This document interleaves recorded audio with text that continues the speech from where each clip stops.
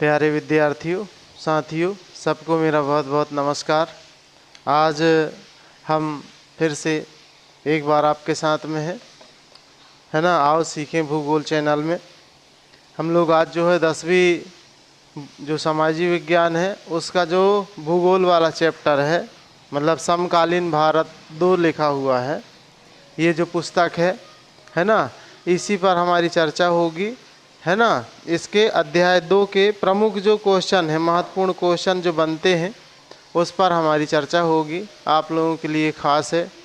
बढ़िया सावन का महीना चल रहा है, झमाझम बारिश हो रही है और खुशहाली आ रही है देश में, क्योंकि हमारा देश कृषि अर्थव्यवस्था वाला देश है और भारत की आबादी का ज़्यादातर हिस्सा कृषि पे लगा हुआ है और बारिश उनके जीवन की खुशहाली का एक बहुत अच्छा पर्व की तरह है कि हम जो है जितनी अच्छी देश में कृषि होगी उतना अच्छी हमारे भारत की अर्थव्यवस्था होगी। ठीक है, हालांकि ये दिशा बदल रही है, लेकिन फ़िलहाल तो हम लोग कृषि प्रधान देश में ही हैं। हमारे भारत की जो उन्नति है उसमें कृषि का बहुत बड़ा योगदान है, इसको नकारा नहीं जा सकता है। हम लोग जो चर्चा करने वाले हैं आज वो है समाजी विज्ञान के अध्याय 2 समकालीन भारत के मुख्य बिंदुओं पर।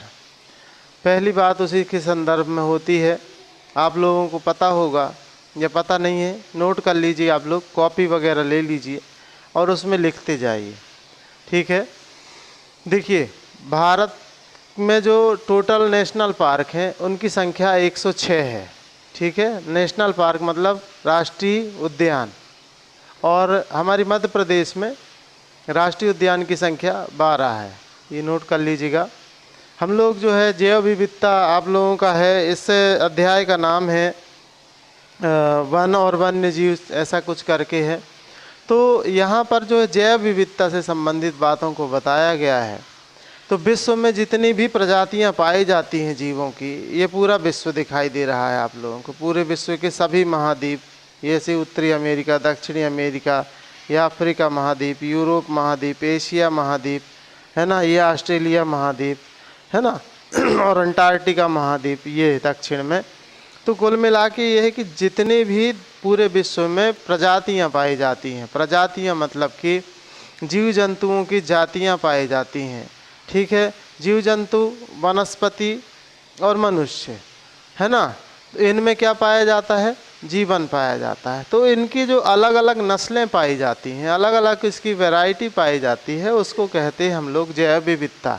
जैव विविधता को अगर हम साधारण अर्थों में देखें तो जीवन में पाई जाने वाली विविधता, जीवन में क्या पाई जाने वाली जैसे आप एक तितली को भी देखें तो तितली भी कई प्रकार की आपको देखने को मिलेंगी, मतलब तितलियों की भी वैरायटी होती है। ठीक है, आप देखें गाय है तो गाय की भी बहुत सारी वैरायटी होती हैं। आप देखें जंगल में अगर टाइगर की बात करें तो उसी तरीके से बाघ होता है, शेर होता है, लकड़बग्गा होता है, और उनकी भी अलग अलग प्रजातियां होती हैं। मतलब जैसे कि भालू है तो भालुओं की भी अलग प्रजातियां होंगी। कुल मिला के बात यह है कि यहाँ पर जो जैव विविधता की बात हो रही है वो इस बात को बताया जाता है उसमें कि जीवन में पाए जाने वाली विविधता। तो भारत में या विश्व में जितने भी प्रकार के जीव जंतु पाए जाते हैं, जितने भी प्रकार की वनस्पति पाई जाती है, ठीक है, तो वो पूरे विश्व की 8% है। मतलब पूरे विश्व में जो जैव विविधता पाई जाती है उसकी 8% जैव विविधता हमारे भारत में है। पूरे विश्व की जैव विविधता का 8% जैव विविधता कहाँ पर है, भारत में है। और लगभग ये कहलाएंगी कितनी, 16 लाख प्रजातियाँ हमारे भारत में पाई जाती है। ठीक है, समझ गए होंगे आप लोग, लिख लीजिएगा इसको। भारत में विश्व की सारी जैव विविधता का 8% पाया जाता है, लगभग 16 लाख प्रजातियाँ। इसके बाद दूसरा पॉइंट लिखिएगा, भारतीय वन्य जीव संरक्षण अधिनियम बना सन 1972 में। ठीक है, नोट कर लीजिएगा, भारतीय वन्य जीव संरक्षण अधिनियम 1972। इसके बाद जो है अगला पॉइंट लिखिएगा, सन 1973 में भारत का पहला टाइगर रिजर्व बनाया गया। मतलब टाइगर रिजर्व मतलब बाघ रिजर्व बनाया गया। तो बाघ रिजर्व की ज़रूरत क्या पड़ गई क्या है कि कुछ जो प्रजातियां हैं जीव जंतुओं की, वो संकटग्रस्त प्रजातियों के अंतर्गत आई। संकटग्रस्त प्रजातियों के अंतर्गत आई, देखा गया कि कुछ समय बाद अगर इसी तरीके से इनमें कमी आती रही तो ये धीरे धीरे करके समाप्त हो जाएंगे। तो उनके संरक्षण की तरफ सरकार ने ध्यान दिया और सबसे पहला जो टाइगर प्रोजेक्ट शुरू किया सन 1973 में, कान्हा नेशनल पार्क, हमारे मध्य प्रदेश से ही इसकी शुरुआत हुई। तो सन 1973 पहला राष्ट्रीय उद्यान कान्हा नेशनल पार्क। फिर अगला जो है, देखिए हमारे देश के आधे से अधिक भाग में क्या है, आधे से अधिक भाग में जो है भारत में आरक्षित वन पाए जाते हैं। कौन से वन पाए जाते हैं? आरक्षित वन। हम इसकी एक अलग वीडियो है, 3 प्रकार के वन होते हैं, आरक्षित वन, संरक्षित वन और अवर्गीकृत वन। उसका एक वीडियो है अलग से, आप लोग देख लीजिएगा, हम लिंक उसमें डाल देंगे, ठीक है। फिर है, आप देखें यहाँ पर अब जो प्रमुख नेशनल पार्क हैं उसकी बात कर लें। सरिस्का बाघ रिजर्व राजस्थान में है, आप नोट करते जाएंगे, ठीक है। उत्तराखंड में है कार्बेट नेशनल पार्क, और मानस बाघ रिजर्व है असम में। पेरियार बाघ रिजर्व है केरल में। सुंदरवन राष्ट्रीय उद्यान है पश्चिम बंगाल में। बांधवगढ़ राष्ट्रीय उद्यान है मध्य प्रदेश में। और सरिस्का वन्यजीव पशु विहार है राजस्थान में। सरिस्का राजस्थान, ठीक है। बांधवगढ़ मध्य प्रदेश, सुंदरवन पश्चिम बंगाल, पेरियार केरल, मानस असम, उत्तराखंड में कार्बेट है ना, और सरिस्का राजस्थान। ये प्रमुख जो है नेशनल पार्क हैं जो आप लोगों को याद रखना चाहिए, और आप लोग बार बार सुनेंगे, लिख लेंगे, पढ़ेंगे तो आप लोगों को बनने लगेगा। एक महत्वपूर्ण प्रश्न ये भी पूछा जाता है कि छोटा नागपुर जो क्षेत्र है वहाँ पर मुंडा और संथाल जनजातियाँ पाई जाती हैं। कौन कौन सी? मुंडा और संथाल जनजातियाँ पाई जाती हैं जो महुआ और कदम्ब के पेड़ों की पूजा करते हैं। देखो, पेड़ों का जो पूजा किया जाता है, पेड़ों का पूजन जो है हमारे प्राचीन परंपरा है, जिसमें पेड़ों का महत्व तो बता ही गया है जीवन में। पहले के समय में जो है जितना भी इलाज है और कोई बीमार होता था तो उसमें जो है किससे इलाज होता था? जड़ी बूटियों से, औषधियों से। तो पहले से मनुष्य इनका महत्व जानता था, और इसीलिए जो है कि इनको बचाया कैसे जाए तो इनके पूजन की तरफ ध्यान दिया गया कि इनको अगर हम आदर्श रूप में रखेंगे, इनको हम धार्मिक चीज़ों से, धार्मिक मान्यताओं से जोड़ेंगे तो ज़रूर से इनका संरक्षण किया जा सकता है। ये पहले का प्रयास रहा होगा जो शायद अब विलुप्त हो गया है। पेड़ों की पूजा का जो है, जैसे महिलाएं जो है बट वृक्ष की पूजा करती हैं, आंवले की पूजा करते हुए देखा होगा आप लोगों ने। तो जब हम मतलब इनके संरक्षण की भी बात आ जाती है कि जब हम किसी को की पूजा करेंगे तो फिर उसको काटेंगे कैसे। तो इसी बात पे, जैसे हमारे देश में देखें तो पीपल का वृक्ष और बट का वृक्ष नहीं काटते हैं लोग, क्योंकि धार्मिक मान्यताओं के हिसाब से देखा जाए तो उनमें देवताओं का वास माना जाता है, ठीक है। जैसे तुलसी एक बहुत अच्छा पौधा है ना। तो जो हमारी परंपराएं रही हैं उसमें भी कहीं ना कहीं पेड़ों के संरक्षण पर ध्यान दिया गया है। इसीलिए तो समझिए कि पेड़ों का पूजन किया जाता है और उन्हें जो है धार्मिक मान्यताओं के हिसाब से अलग अलग महत्व प्रदान किया जाता है, ठीक है। तो मुंडा और संथाल जनजाति छोटा नागपुर जो क्षेत्र है वहाँ पर किसकी महुआ और कदम्ब के पेड़ों की क्या करते हैं? पूजा करते हैं, ठीक है। चलिए, यहाँ पर एक खालिस्तान वाला क्वेश्चन आता है। खालिस्तान की पूजा सदियां पुराना जनजातीय विश्वास है। यहाँ पर ऐसा प्रश्न पूछा जाएगा, खालिस्तान की पूजा सदियों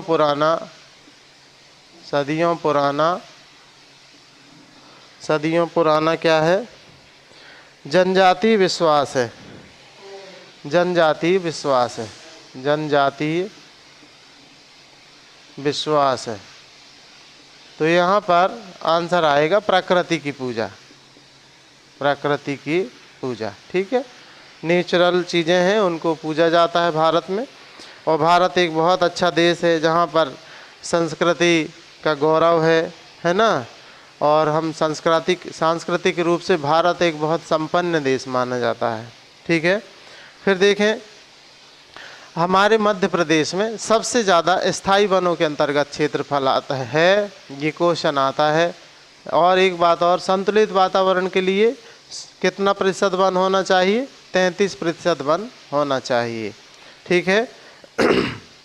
और एक बात महत्वपूर्ण है, राजस्थान के अलवर जिले में 5 गांव के लोगों ने 1200 हेक्टेयर भूमि पर भैरवदेव डाकव सेंचुरी घोषित किया। तो ये भी महत्वपूर्ण है, भैरवदेव डाकव, भैरवदेव डाकव ऐसे लिखेंगे, भैरवदेव डाकव, ठीक है। कहाँ शुरू की गई ये पहल? राजस्थान में, राजस्थान।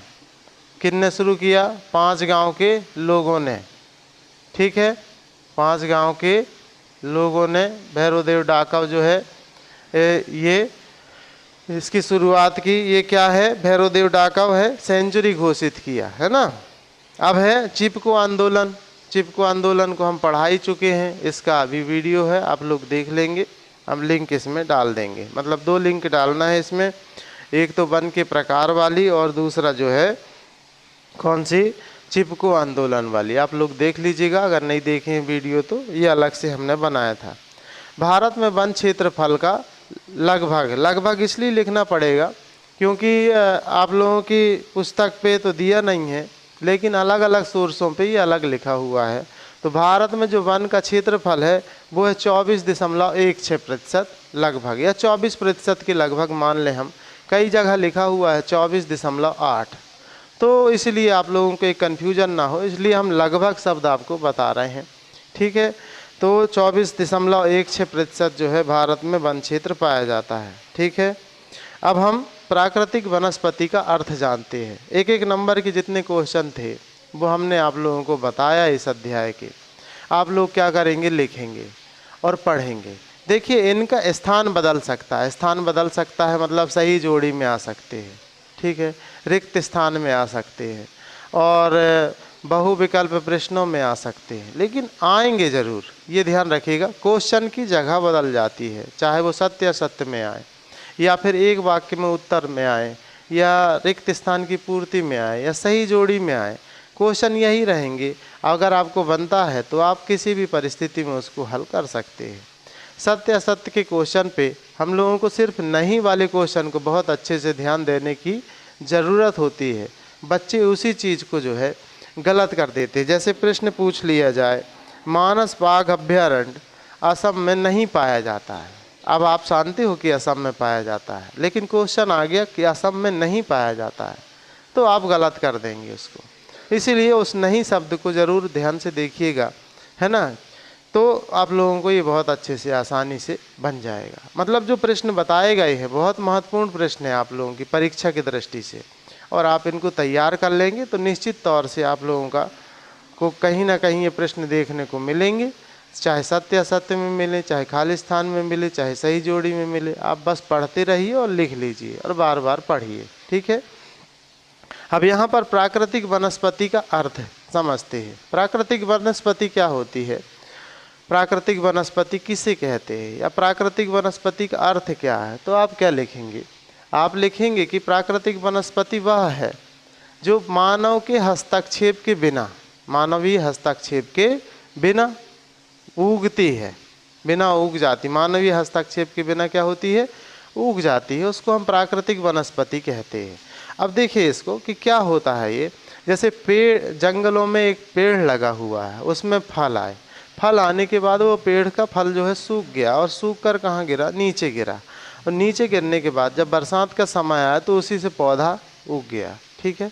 ये है नेचुरल वेजिटेशन, मतलब प्राकृतिक वनस्पति। आप कैसा लिखेंगे? प्राकृतिक वनस्पति किसे कहते हैं?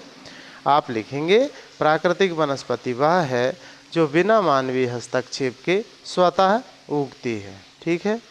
चलिए, दूसरा है जैव विविधता। अब जैव विविधता क्या होता है? हम शुरुआत में भी जब प्रश्न शुरू कर रहे थे तब भी हमने जैव विविधता को समझाया है।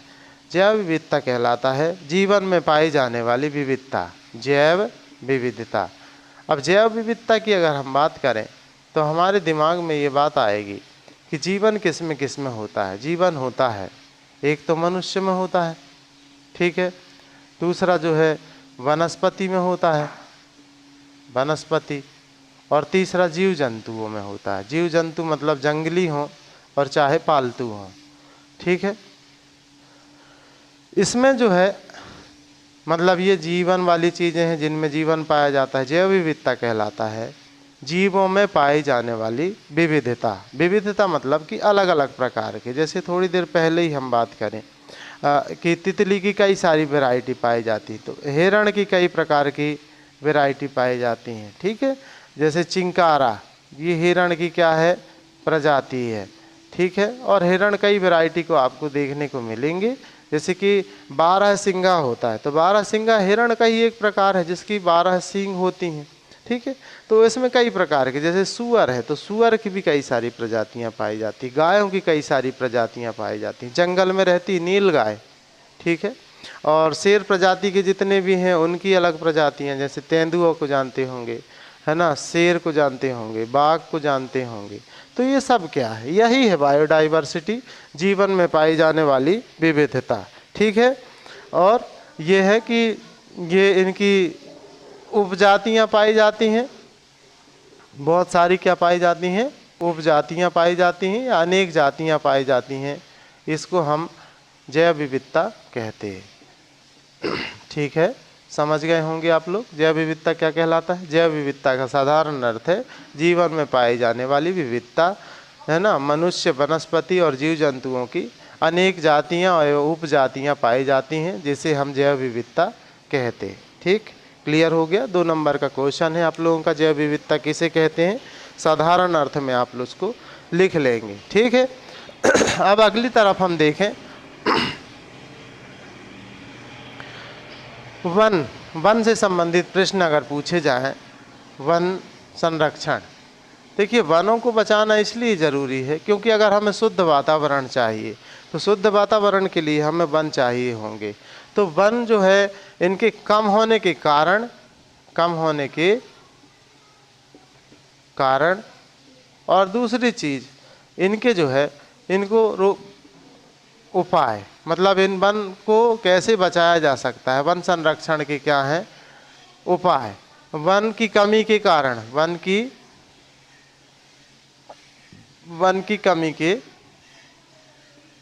कमी के कारण उपाय, या इस तरीके का भी क्वेश्चन पूछा जा सकता है, वन का महत्व।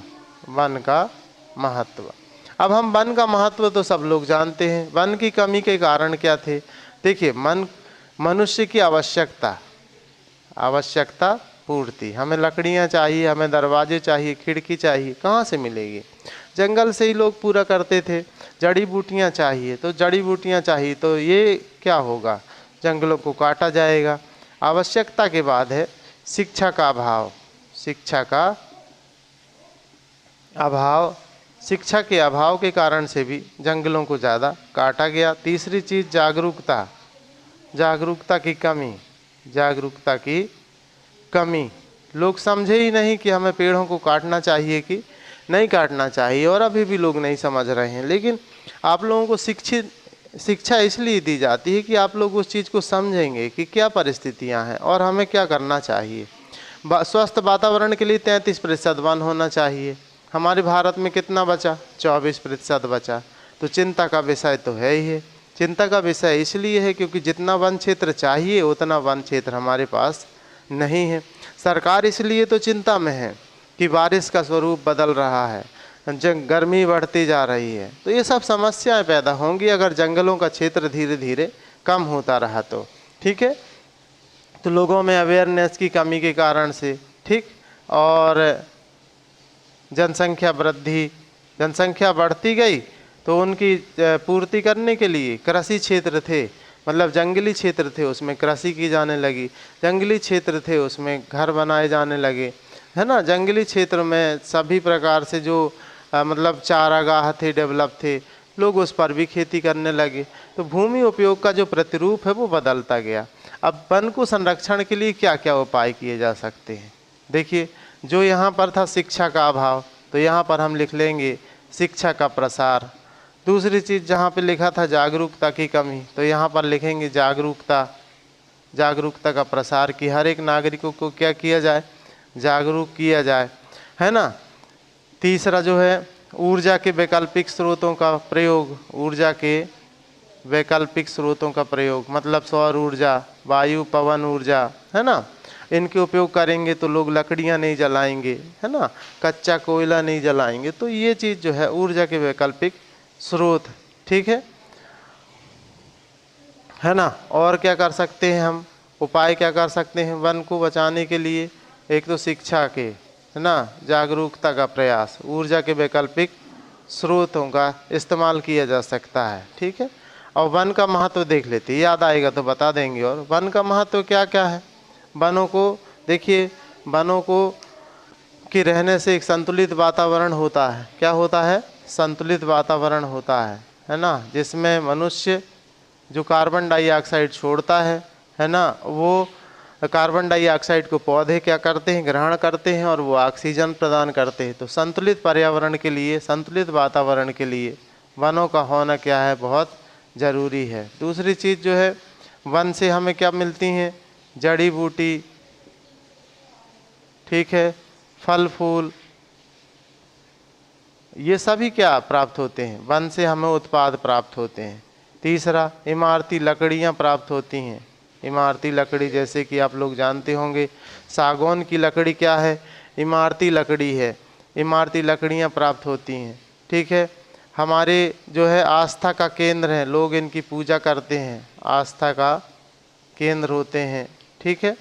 और उपाय क्या कर सकते हैं वन संरक्षण के लिए, वृक्षारोपण किया जा सकता है, ठीक है। मतलब हम वृक्षारोपण करेंगे और फिर उनको जो है रिजर्व कर देंगे, आरक्षित कर देंगे, तो क्या होगा, वो बढ़िया से उनमें क्या हो जाएगा, उनका विकास होगा और वन का क्षेत्र भी बढ़ जाएगा, ठीक है। तो और वन क्या होते हैं, वर्षा कराने में सहायक होते हैं। महत्व में देखें तो वर्षा कराने में क्या है, वर्षा कराने में सहायक हैं। पेड़ पौधे क्या करते हैं, जब बादल आते हैं तो उनको आकर्षित करते हैं और वर्षा कराने में क्या होते हैं, सहायक होते हैं। फिर अगला जो है भूमि की कटाव को रोकते हैं, भूमि के कटाव को क्या करते हैं, कटाव मतलब जानते हो, अपर्दन, अपर्दन। देखो मृदा अपर्दन को, मृदा अपर्दन को मिट्टी की रेंगती हुई मृत्यु कहते हैं, मिट्टी की रेंगती हुई मृत्यु कहते हैं, मृत्यु कहते हैं। अब यहाँ देखो मिट्टी की रेंगती हुई मृत्यु, मिट्टी की रेंगती हुई मृत्यु को कहते हैं क्योंकि बाढ़ आए, बाढ़ आई तो मतलब पानी गिरा, तो पानी गिरा धरातल पे बहा और उसने जो है मिट्टी को बहाकर कहाँ ले गया, वो मिट्टी को बहाकर ले गया नदी में। तो उस मिट्टी खुद चलकर कहाँ चली गई, दूसरी जगह चली गई। और ज़मीन की जो ऊपरी सतह होती है मिट्टी की, वो उपजाऊ होती है, ठीक है। तो ये हो गए इसके बहुत सारे महत्व। आप लोग अपनी तरफ से अपने तरीके से इसको समझ लेंगे और इसको लिख लेंगे तो आप लोगों को फ़ायदा मिलेगा इसका, है ना। तो हमने सभी महत्वपूर्ण क्वेश्चन यहाँ पर आप लोगों के तैयार करवा दिए हैं, है ना। इसमें चिपको आंदोलन था, वन के प्रकार थे, है ना, और जितने भी महत्वपूर्ण क्वेश्चन थे सभी हम लोग तैयार कर चुके हैं। इसमें कुछ बस नहीं जाता है, आप लोग अगर अच्छे से इसको देख लेते हैं तो इसमें जितने भी क्वेश्चन आएंगे सब इसी में से आएंगे, ठीक है। तो इससे संबंधित चिपको आंदोलन का वीडियो देख लीजिएगा, वन के प्रकार का वीडियो हो गया, और ये सारांश रूप में आखिरी ये वीडियो है आप लोगों का इस अध्याय का। ये अध्याय हमारी ओर से कंप्लीट हुआ। बहुत बहुत धन्यवाद आप लोगों को।